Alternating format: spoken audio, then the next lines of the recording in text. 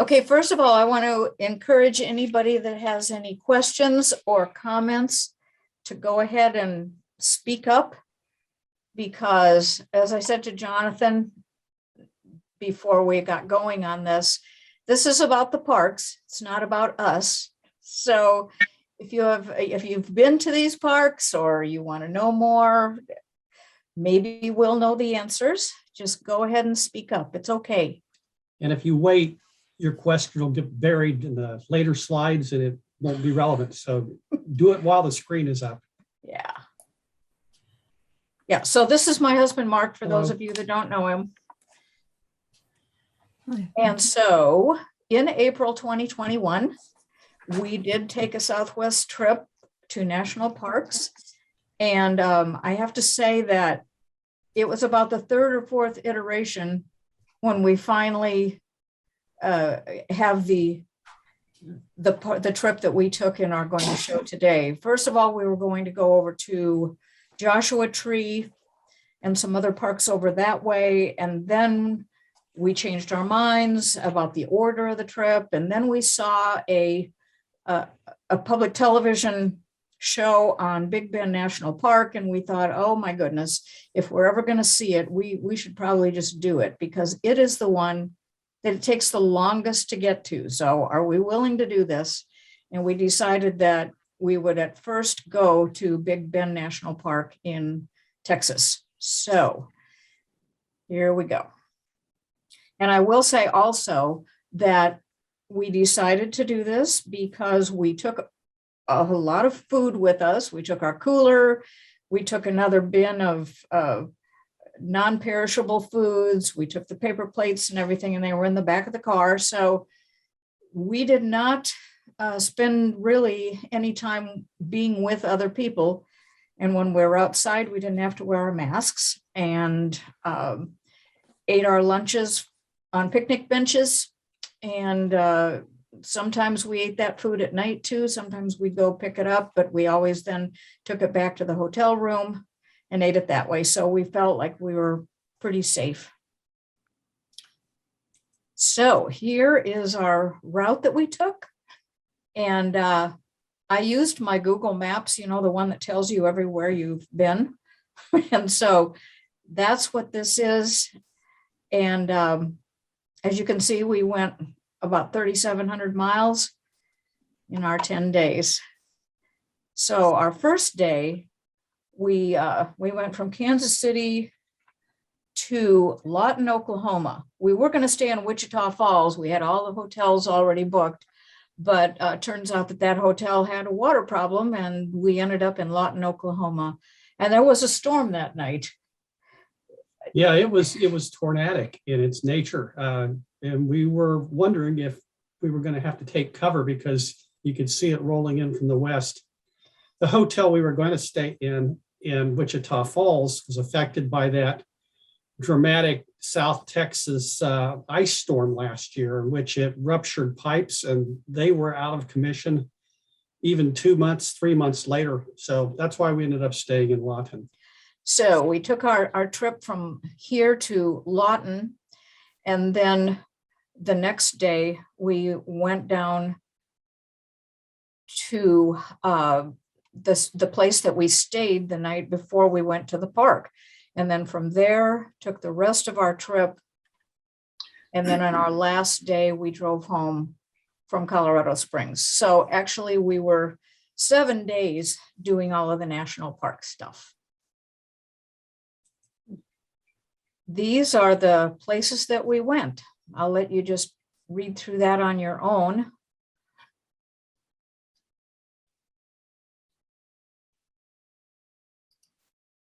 A few of these parks we didn't know about when we headed off. We encountered at least one of them, like Walnut Canyon National Monument. Also, before we got to Big Bend National Park, we saw a meteor crater, not the famous one, but a smaller one that was just about 7 miles south of the road we were on. It's right after we had lunch. That was kind of a nice additional place to see, but it's not on this list here because it wasn't a National Park Service site. Well, and I also didn't take any pictures there. we both took pictures with our cell phones, so this is not about the photography, but as a reminder of the trips that we took. So here is the place that we stayed our second night, and it is a historic hotel. As it says, it was built in 1927. The population of the town is very small. Nearly the whole town is simply about people going to Big Bend National Park. And yes, it's 80 miles north of the park. There are other places you can stay, but none really closer to the park than this. I did check to see if we could stay in the park. And of course, we were too late because you need to make those reservations a year and a day in advance. But then also the people that were staying in the park actually didn't get to because there was a fire. So it's just as well that we planned this. So this was a fun place to stay. We stayed in the hotel 2 nights with the park day in between. So here is the park sign. So here is how big this park is. We spent time here and we drove quite a bit in the park. On this particular trip, most of the national park offices, shall we say, were not open. You could go to the bathroom and there were rangers outside to hand you the flyer that would give you the map and the main sites to go to. But over here, this area over here was all closed to visitors. So we ended up being in Santa Elena Canyon, and then we also were in Chisos Basin, and we were lucky to do that because that's where they had the fire and not everything was open. What is the name of the author whose book we listened to? Oh, yes, Helen. Who's the name of that? What's that author's name? Does the National Park books, Mysteries. She's going to mute her. Nevada Bar. Right. Yeah. Yeah. And she wrote us a book that writes books that take place, mysteries, they take place in national parks. And we did listen to Nevada Bar's book about Big Bend National Park while we were just getting to Big Bend and while we were there. And that's thanks to you because the book group was like the day or so before we got to Big Bend. So that was fun. Okay, here's the canyon wall at Santa Elena. That's Mexico up there.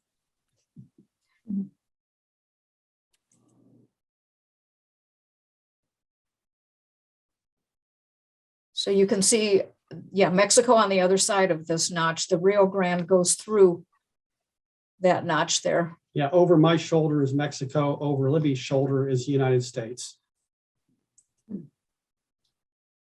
So here's the Rio Grande coming through.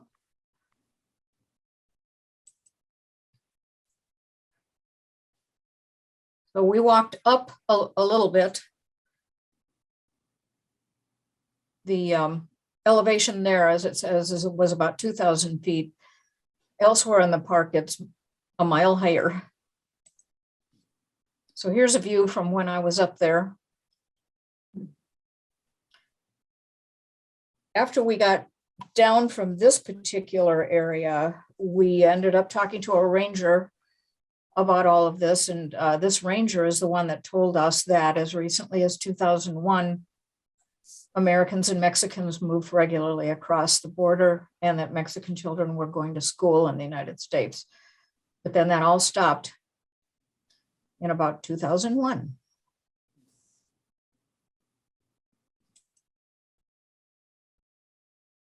So there's the Rio Grande and shallow. And there's the other area of the park that we spent some time in, the Chisos Mountains, Chisos Basin Visitor Center. This is a different notch than the one we saw earlier.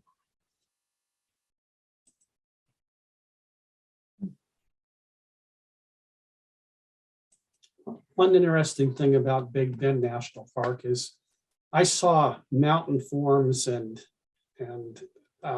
it just didn't look like any place I've ever seen before. And we've seen a lot. And so It's such a big park. It's got a lot of biodiversity. I assume did you're some- walking trails through these on different trails through the park. We did. But we did allow ourselves only one day in the park. So When was this park created? Did you find that out, Libby? what did I say? Let me go back. 46 or 40, 44. 44. Oh, okay. Thank you. Yeah. So after we spent a night at the Gage Hotel in Marathon, Texas, one more night, we headed north. And I had heard about this from my son.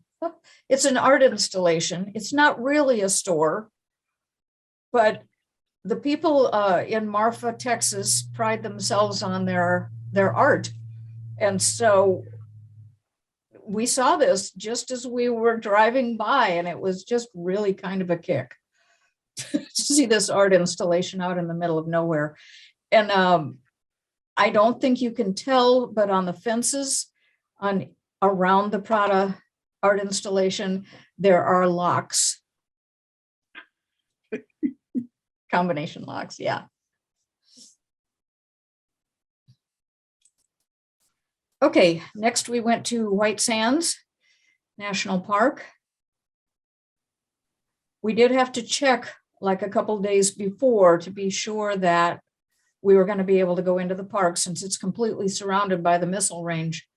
There are sometimes missile tests that are happening and you can't always go into this national park.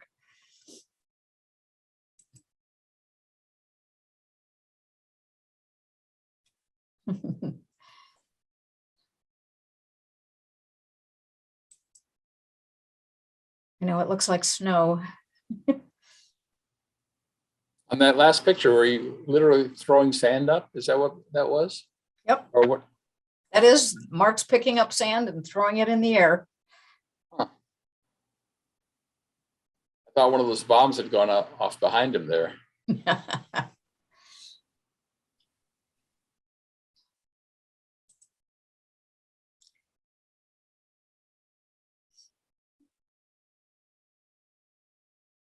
So as you see, this was a national monument way before it was a national park.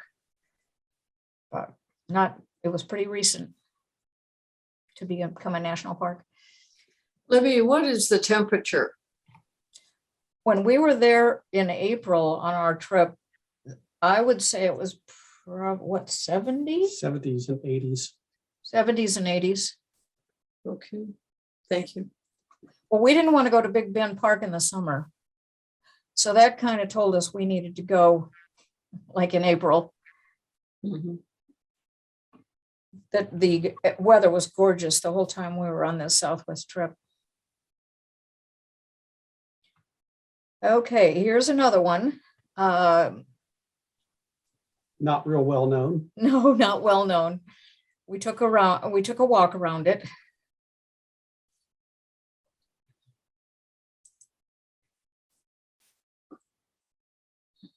And it was largely closed down also. They had literature on the table outside of the visitor center.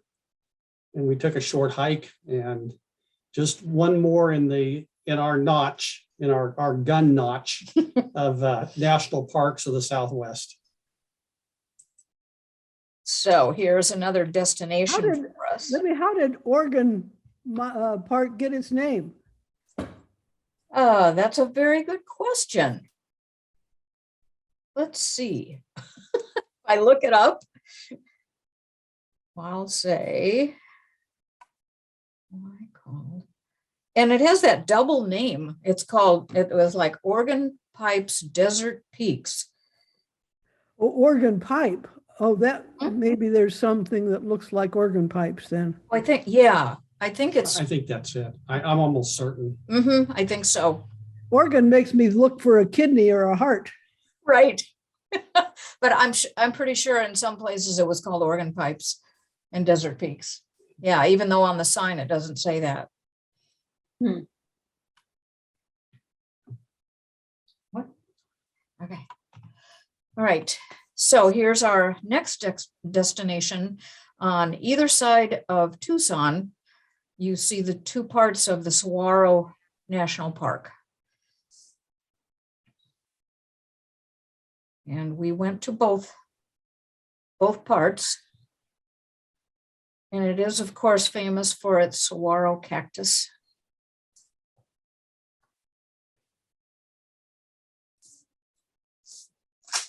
I don't suppose you know, or anybody has figured out what the difference between a national park and a national monument is? National monuments can be established by the president through executive order. National parks, I think, they go through a different process. And I don't want to take a guess on the process, but that's the National Monuments System or program was established by President Roosevelt, the first one. And it was a way to get around, I guess, maybe lengthy congressional battles to establish an area as a national park. They can also be, if a national monument can be decommissioned and modified by the president as well. But not a national park. You can't modify a national park. I'm not sure about that. Okay.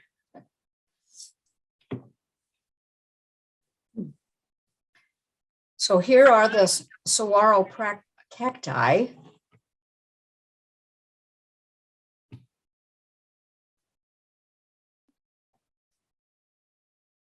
They were pretty amazing. It was a cloudy, kind of cool day when we were there, and I'm not showing you the picture of all of our camp lunches. Some light rain while Yeah. we were there, While we were having our lunch, we got sprinkled on. but these get pretty large, and it's not just because, go to the next one. Oh, A prickly pear, they're also they're very all pretty. over. They get pretty large. It's not just because Libby is 5'1". Yeah. Again, we didn't want to be in this part of the country when it was super hot. I don't do as well with heat as Mark does, so this was a lovely time of year to be there. Okay, our next stop was this one. We almost didn't go there because I saw that it was in the middle of a city. And I thought, what? You know, what's that about? Anyway, we were very glad that we went to this Casa Grande ruins in Coolidge. We had to wait, in fact. The gates didn't even open until 9 a.m. But you'll see a few things about this Casa Grande ruins. So it gets its name from the fact that it's called the Great House. And as I've said there, it served kind of as an observatory because of certain times of the year, the sun and the moon align with certain holes in the walls. You can't see it well, but there are a lot of dwelling foundations all around this. It's kind of a very small village or hamlet. It's not really a good word, but it's a small village. And of course, they had depictions of life there, but this building has, as you can see, characteristics they've determined made it maybe something as an observatory so that they could track seasons and planting and all the other agricultural elements of it. So they've built that roof over it to protect it, obviously. Here are some of the other, what's left over from their homes. And we were guessing that there were rooftops of some sort, whether they were hides or whatever, that went across on top of these mounds. that it's a Hohokam period, if any of you have heard that before. And the information about their irrigation farming was amazing.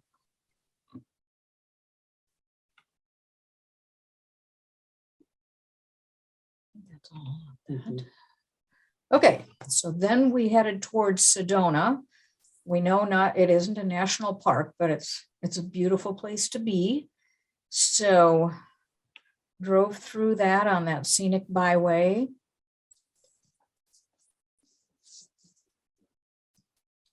Stopped and had lunch in Sedona on outside. Yeah, the one of the few times we ate in a restaurant, but we were on an outside porch.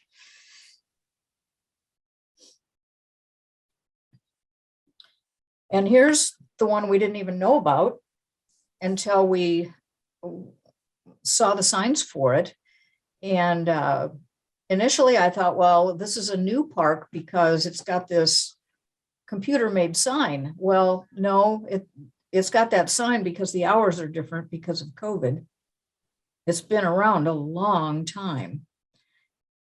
Just southeast of Flagstaff, called Walnut Canyon. They did, as it says, they had a little bookstore that they allowed you to go in one way and out the other, and it was about 20 feet that you could walk. And here is at Walnut Canyon, and you can see the cliff dwellings here and here. And you sit over here too, right? Right in here. Yeah. So these are really old. That's a really deep canyon there also, very deep. The whole time we were on this trip, we just, as all of you would say, how did people live like this? Oh my gosh. I'm assuming you can't get over to those cliff dwellings. You can't walk through them like you can on Mesa Verde. We could not. You're right. We'll talk about Mesa Verde. Well, people were walking down the trails there. We didn't have the time. Okay, but could you get all the way to the? Yes. Oh, Yeah. Mark says that there were people walking towards them. We could see them. I'm trying to think if they were in this picture. Let's do this. I could see them walking along through here. And yeah, anyway, yes, they could have walked along the trails here. It's accessible.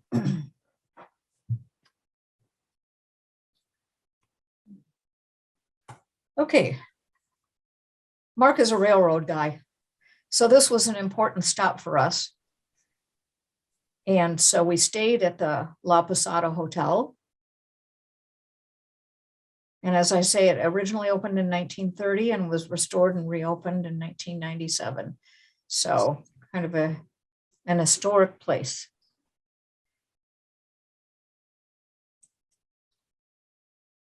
Couple shots of the inside. Where is it located, Libby?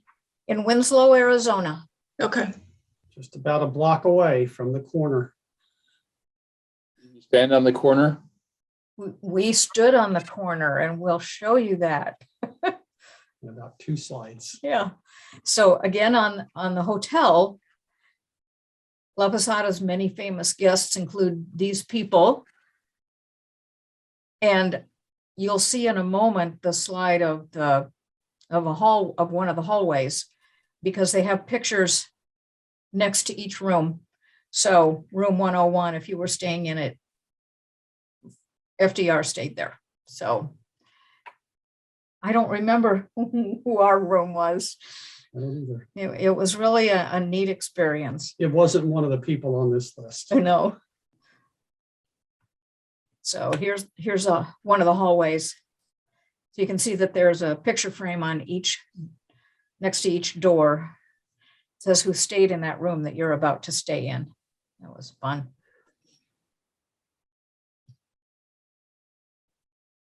And so here Mark is standing on the corner. And the whole time that you're in downtown Winslow, they are piping that song outdoors, and you listen to it the whole time you're there. So that was kind of a kick.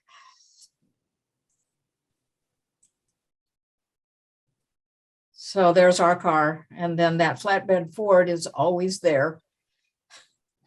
That's a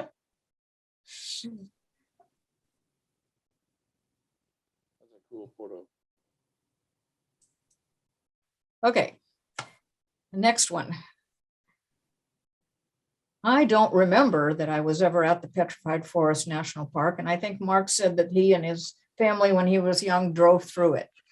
But we spent a good number of hours here walking all around, and I have to say it was one of my favorite parts of this whole trip. So we actually, the young people that took this picture were a couple that were working from home, so to speak, on their trip. And they'd go to national parks during the day, and then when they didn't have to work, and then they go and work remotely from their companies. It was really kind of fun too, to hear that. I have quite a few pictures of the fields of these fossilized trees, agatized, they sometimes call it. And as I said here, in 1962, it became a national park after having been declared a national monument in 1906.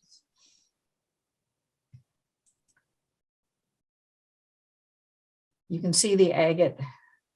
And nobody sawed these logs. They split on their own. Freezing and dry and water. Right, because of water freezing. Apparently it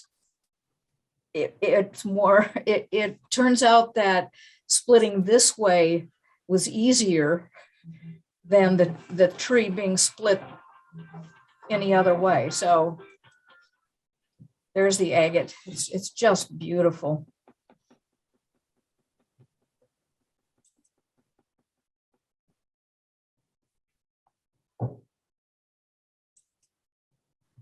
So this is called, go ahead. What geological period were they, was there a forest there? Do you know? Wow, good question. Let me see if we can find out really quickly. I mean, the landscape and the weather are so different from what it must have been when the trees grew there. I know. Do you remember anything about when? Yeah, I know we read it. Apparently I didn't absorb it well enough. Yeah. So Yeah. I'm not finding it quickly, though. I appreciate your question. Okay. Trying to think. Yeah, and we had to hike a ways to get this. I mean, it was a paved path, but it was quite a ways. But it's interesting to me that this was put together after all of this agatized wood was already in blocks, and then kind of a Yeah. house was made out of it.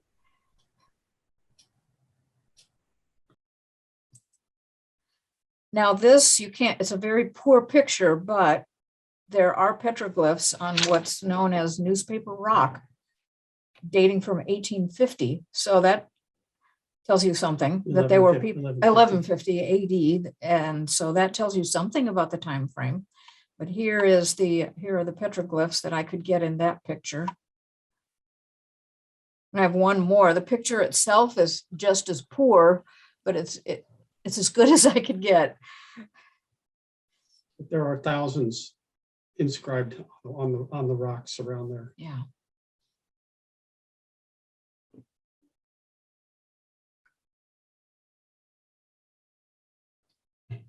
Okay, on our way out of Petrified Forest National Park we saw the Painted Desert. It is not a park in and of itself, but part of that Painted Desert is protected because it's in the Petrified Forest National Park. It's beautiful. And of course, you only get to see, as we did, the picture because of the sun conditions and the time of day that we were there. I'm sure it really looks pretty at various times of the day.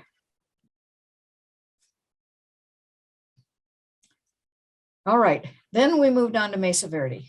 And as Jonathan asked before, could we walk to these dwellings? And we were not allowed to at the time that we were there. All the paths were closed off because of COVID and Construction. construction. We're doing some rehab of the paths. So we went all over the place in Mesa Verde and took pictures of the various places. I've got something like 5 different slides, but we were not actually able to get close. And I can't tell you whether or not they normally allow it. I know that they used to. Right, Jonathan? Yeah, in fact, when we were there several years ago, I'm not even sure how long ago, but it's at least 10, 15 or more years ago. I was surprised they allowed us to walk next to big chasms and drop offs and climb on the side of the hill in a very rickety little trail or ladder. I was kind of surprised they let us do it, but I'm glad they did. So Yeah. We were there about probably 50 years ago because our older son was in a backpack that Bob carried. Oh, wow. What a story. So did you take dangerous hikes too, Pat? Probably not that dangerous. Yeah. Were they farmers? Where were their fields and things like that when they lived there? Well, I didn't know a whole lot about any of these cliff dwelling settlements, but I get the impression that they used these structures also to store grain and other edibles in, and not so much that these were like, community apartments. Many of the above the site on the upper tops of these mesas, there's Up here. evidence of dwellings and foundations. And so the community spilled out of the dwellings onto top, which was maybe more practical for living because Okay. it isn't just a group of dwellings that are in the semi-open caves. So we had the impression that the farming took place up above. Mhm. And that was also true of Walnut Canyon. There was the evidence of people living above as much as people living and these little dwellings are pretty small. We're talking about rooms that are 7 by 6 feet and not much of a home there. Mhm. when we were there, they talked about the fact that the farming was done up on top.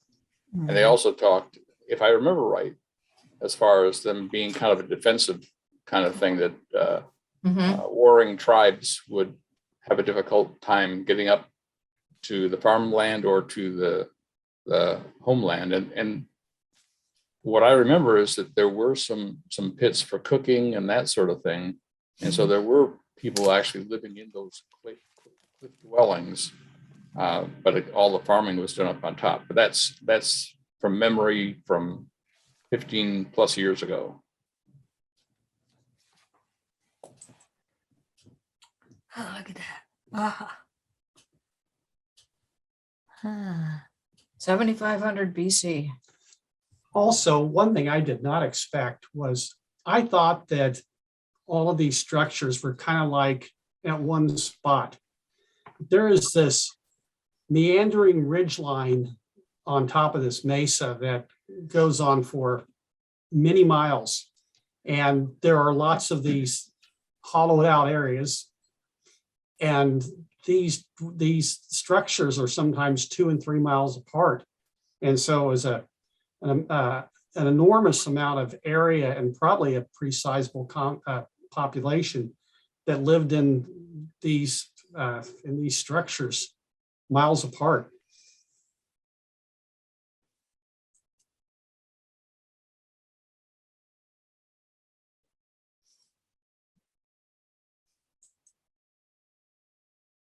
just fascinating, the age of those structures and, you know, the time period, you know, just, I think it's amazing. It is. I thought perhaps when they would let people near these, that maybe they would not really want people to be climbing around on them because they would want to preserve. So I don't know what their rules are nowadays. Okay, I think that's one more picture. I loved this place. That's why I took so many. Okay, our next stop was the Black Canyon of the Gunnison.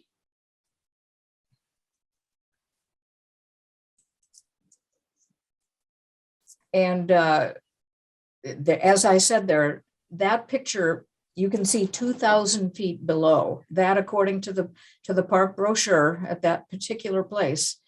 So Mark kept telling me, don't get so close to the railing. Don't get so close to the railing. I had an uncanny feeling of unease. It just seemed, it was kind of scary.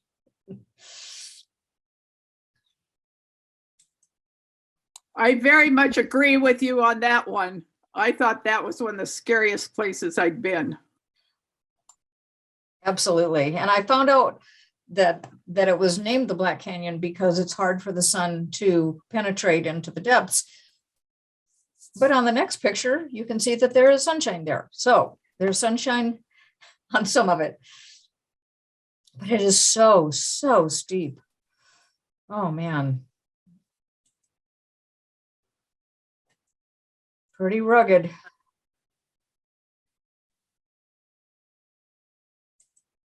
What And river did we see?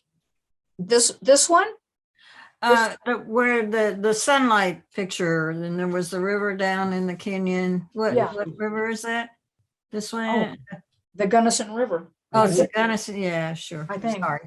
Yeah. So this is in Colorado. Okay. Yeah, I know about where I am. Now, I know some people, when they go on a trip, they're going to go and stay in a park for a week, and you can really immerse yourself that way. What we decided to do was to just spend like a day in each of these important parks. And so part of each day was spent driving to the places that we would then get out and hike around. But we did allow ourselves like one day for each park. And then our last national park site was the Fluorescent fossil beds near Colorado Springs. And it is still a national monument, established in 1969. And here I will read you. Because it's been threatened. Right. When was this? Shoot. Well, the 1969. date, yeah. Okay, so in that box in the middle, it says the fluorescent fossils are to geology, paleontology, paleobotany, palynology, and evolution what the Rosetta Stone was to Egyptology. To sacrifice this 34 million year old record for 30-year mortgages in the basements of the A-frame ghettos of the 70s is like wrapping fish with the Dead Sea Scrolls. If someone had found the original Constitution of the United States buried on his land and then wanted to use it to mop a stain on the floor, is there any doubt they could be restrained?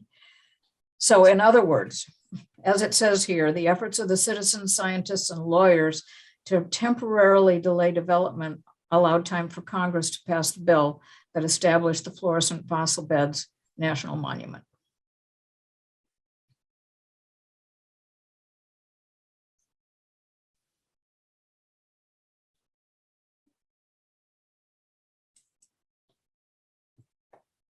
So more petrified wood. It doesn't look agatized as the petrified forest does.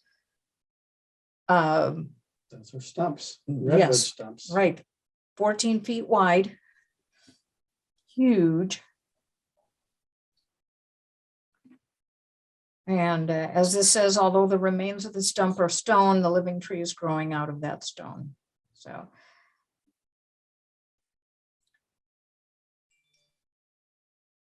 So, and that pretty much wraps up our Southwest trip.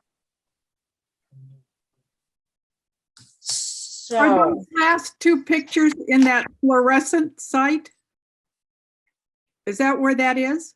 yeah, they're both at the Fluorescent fossil beds. Thank you. Mhm. Libby and Mark, your pictures are beautiful and your explanation was excellent. Do you have any desire to go back to any of these in the immediate future? Just this morning, Okay, we look at these, at what Libby does is she takes the photographs to Walgreens and they make up a book. And it is not very expensive to take 3 dozen photographs and have them bind them up. And we now have a good handful of maybe a half a dozen or so of these books. And all we have to do is just look through them and say, oh my gosh, I want to go back to Utah, to the canyons and the arches and the various national parks there. And then I think we got to go back to the Black Hills when I see that. And the next set of slides, if we have time, do we have time? It's up to everybody here. We did take a trip in the fall also, and I have those Ready to go. if we want to see them. But Anita, yes, we can't even just pick out which ones we want. We love the whole thing. We love it. yeah, that curiosity keeps you young. Keep doing it. Yes. And I always have in my mind, I don't know how many more years I have left. I might have 2 years left. I might have 25, who knows? So this next one isn't as long as the one we just showed you, but But this is where we went in late October. is there interest in us showing this as well?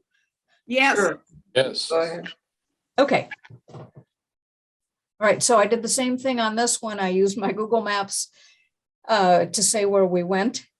So leaving from Kansas City, St. Louis area, down this way into North Carolina, up the Blue Ridge Parkway, and then home. It was a pretty long trip, but it was also a nice 10-day trip.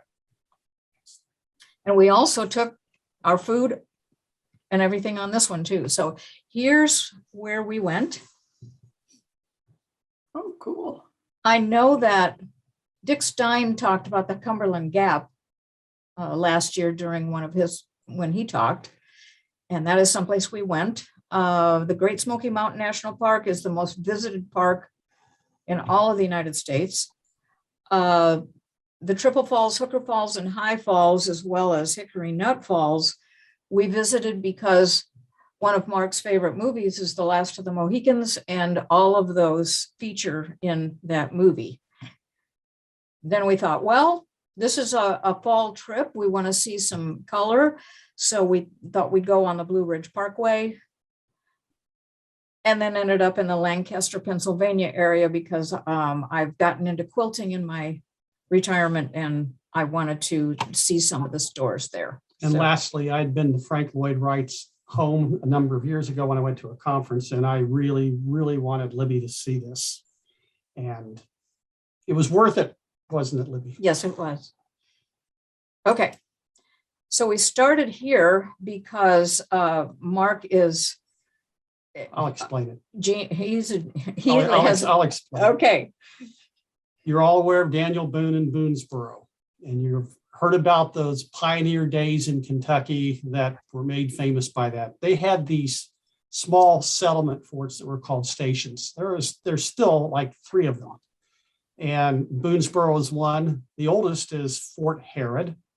And it's actually, I think, the nicest of the 3. Next slide.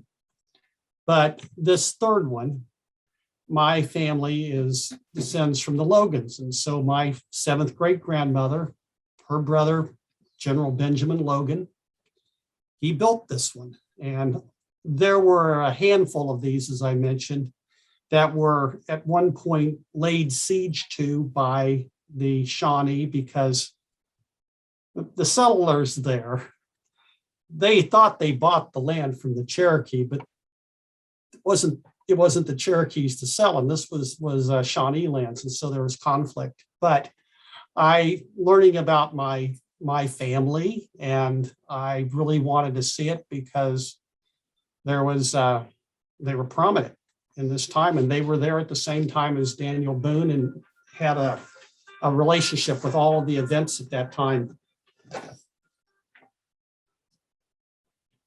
So then we headed off to the Cumberland Gap because Mark's ancestors went through the Cumberland Gap. And so it was important to Mark that we go there. So as it says, this is at the junction of Kentucky, Virginia, and Tennessee.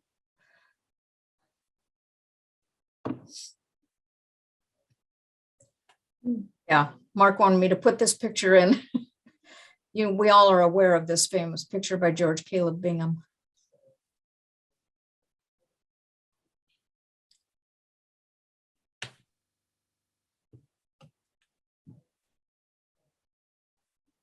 Oh, what does that mean?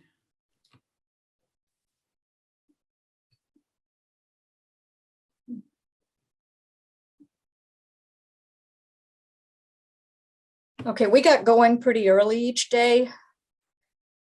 And so this was neat to see the fog / clouds coming over the highways. So as it says, we're on our way to the Great Smoky Mountain National Park. They are part of the Blue Ridge Mountains, which are a division of the Appalachian Mountains.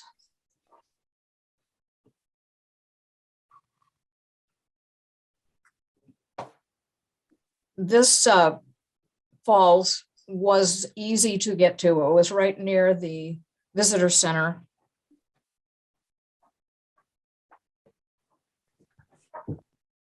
And we see it all over in national parks, evidence of the CCC. So I just wanted to memorialize it here. Yeah, my dad was in the CCC. Was he really? He was really further north around Wheeling, West Virginia. Mhm. And he found, he and his crew found the markers that George Washington had put in when he surveyed that part of the country. Wow. And my dad was in the CCCs at Teddy Roosevelt National Park. And so Cool. if you go there, you see the fences, fence line, and the amphitheater, and all that kind of stuff that they built. Yeah. It's really kind of amazing, the unintended consequence, but beneficial consequence of the Great Depression. Mhm. We wouldn't have some of this if it hadn't have been for that national emergency. Yeah. Absolutely. Yeah. And it's what I thought we should have re-upped in 2008 when we needed to have so much done. Yeah. Mhm. Yeah. Should have been done. Still could be done. Yes. We just had to choose a couple places in the park to go to. There are so many, but we made a hike to Laurel Falls and saw that. I think it was a 1.1 mile walk, but that was the longest 1.1 miles. Times 2. And it was not really that strenuous of a trail to walk on, but I have a pretty good sense of how far a mile is. Our house up to 135th Street seemed longer than that. You guys really like falls. Had you seen pictures of these before you chose to go see them? Not this one. Not this one. I knew that when I looked up Great Smoky Mountain National Park and decided on just a couple places that we could see within the park, because again, we were only going to have like a day. The hikes will generally take you to a destination like a falls. So again, we like falls, so this was good. There were lots of people there at this one. We finally got a picture with just the two of us. We whipped our masks off for the picture and then put them right back on. Okay, so here is in the park, and I actually, this was taken with the cell phone, but I actually made a copy of this one and it's hanging on the wall in our house now. I keep reminding Libby that this is an extraordinary picture because I took one from the same vantage point. Hers has better composition. I mean, the gradient of color from blue and the smoky to the brilliance of autumn colors. I said, Libby, you did a really good one with this. It is a beautiful photo. I love the fading mountains in the background. And you never know when you're going to take a trip in the fall, whether you're going to get what you went for. But we still see a lot of green here, but the amazing color, what we were very happy with. Okay, on the southern side of the Great Smoky Mountain National Park, it's Cade's Cove Visitor Center. And so there was a herd of elk there, which we watched for quite a while. And this particular elk in rut gave us quite a show. I think that they're there a lot, those elk. Yeah. I think that they don't migrate from there. Here's another place within the park, historic. Usually this mill would actually be running, but there were some issues with parts or something. So it wasn't running that day, but it was still fun to see the history of this. Part of the justification for Great Smoky Mountains National Park was that they wanted to preserve the essence of life there. And so there's quite a few original structures that they've retained rather than just letting it go back natural. And this being one of them. Okay, the next day we went to Dupont State Forest. As I mentioned, Last of the Mohicans is a favorite movie of Mark's, and I've come to love it too.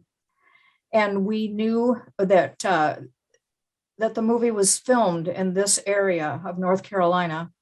So we looked it all up and decided which falls, again, Helen, lots of waterfalls, which ones we wanted to go to.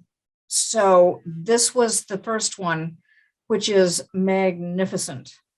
It takes a little while to get there on foot, but it was definitely worth it.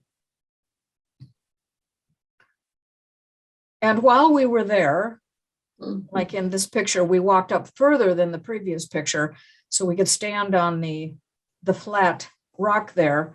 And Mark had his phone out and was showing parts of the movie with the people in the movie being in exactly the same place that we were. So there were young people there that we were talking to that didn't even know about this movie. So they vowed that they would see it when they got home.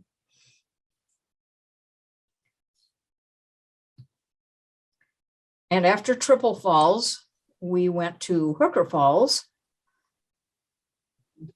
And the next one. And then the third one in that area. They're all about 2 miles. It's a total of about 2 miles on this stretch of the river going up. So it is a little walk to get to, but they are very close together. So after we went to High Falls, we decided to go over to Chimney Rock, which some of you have probably heard of.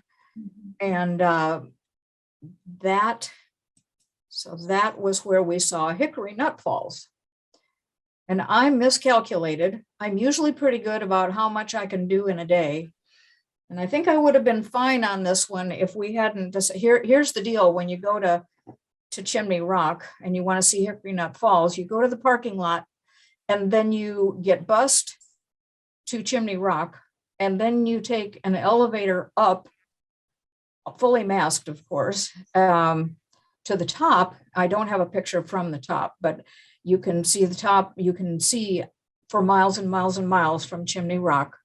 And then you need to go back down in order to go to this Hickory Nut Falls, to this hike and the falls themselves. And I think my issue was that we decided we didn't want to wait for the elevator to go back down. And so we walked down the steps. And after we'd been hiking all day and we took this, I don't know how many steps down, that about did me in. So when we walked to Chimney Rock also, I was pretty pooped. There's Mark. You can see that this is pretty big falls. Okay, next day we began our day on the Blue Ridge Parkway. Before dawn, Yeah, well before dawn. Uh-huh. And we discovered before we went, of course, that the Blue Ridge Parkway would take 2 days if we really wanted to drive the whole thing, including its northern stretch. And it was gorgeous. And when we loved seeing the fall colors there. But after one day on the parkway, driving 45 miles per hour, we said we're not going to go a second day. So We were warned that sometimes the traffic along the parkway is just not, it's just unending, coming and going.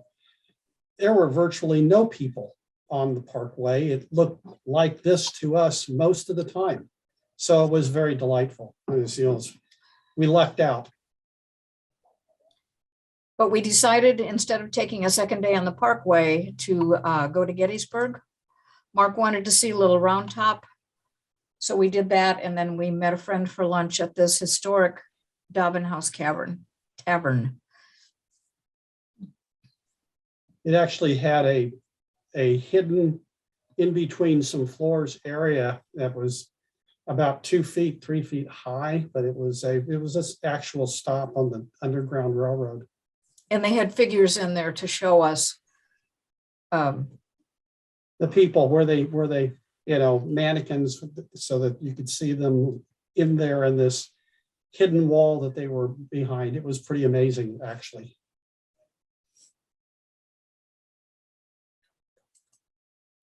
Next, we went to Lancaster, Pennsylvania. Amish country. Amish country. As you can see, you could ride in a buggy if you wished.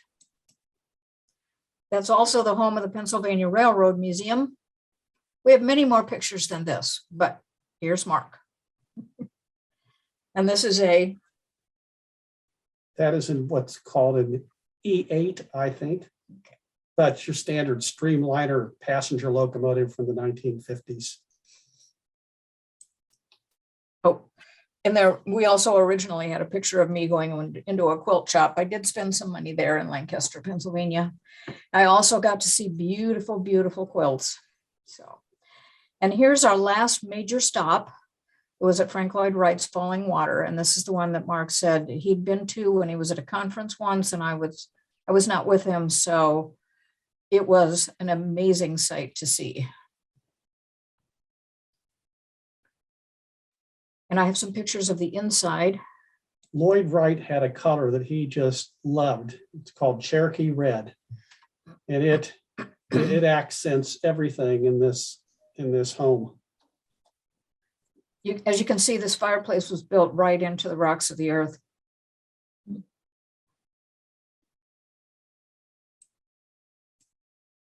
And he built much of the furniture that was there. Oh, I didn't tell the brief story about this. We had bought tickets before we went, but all we were able to get was tickets for the out of doors part of it. Because of COVID, they had cut back way a whole lot on the number of people that they would allow in the structure.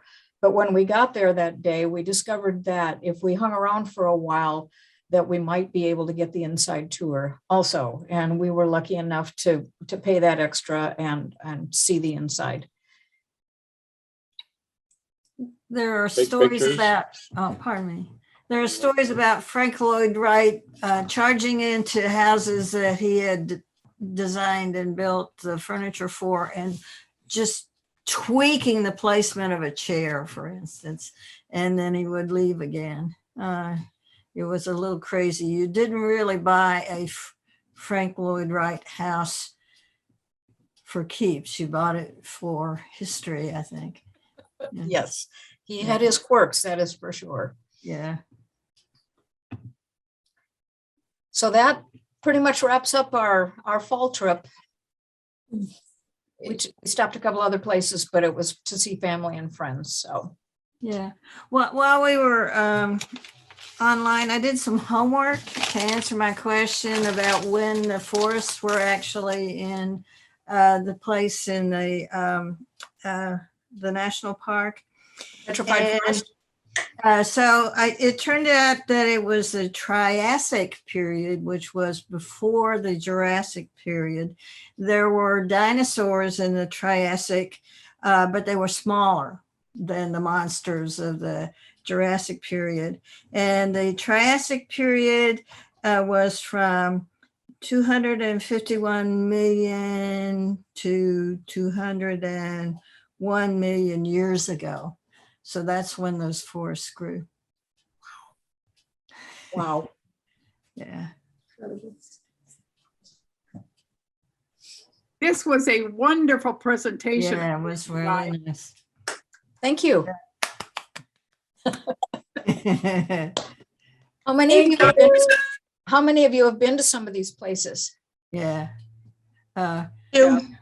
Yeah. I didn't go to Falling Water. My mom and dad took my daughter there, but my dad was born in Clarion County, Pennsylvania, been to Gettysburg, Lancaster. And we also took a trip south one time when I was about 16 or 18, and we were in the mountains, and I was driving, and I was also afraid of heights. So we came out, the road wound down and came out on this bridge, this huge bridge, way up high. So it was a 2-lane bridge. I managed to get the car across the bridge, and then I pulled over and I said, "That's it, no more. I'm not driving anymore." But we used to take a lot of family trips in the car and visit some of the national parks on the in the east. Yeah. Well, thanks for letting us share.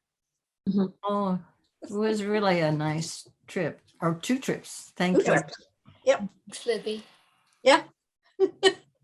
Thank you. Thank Thank you. you. Thank you, Libby. Yeah. Thank you. Bye-bye. Bye.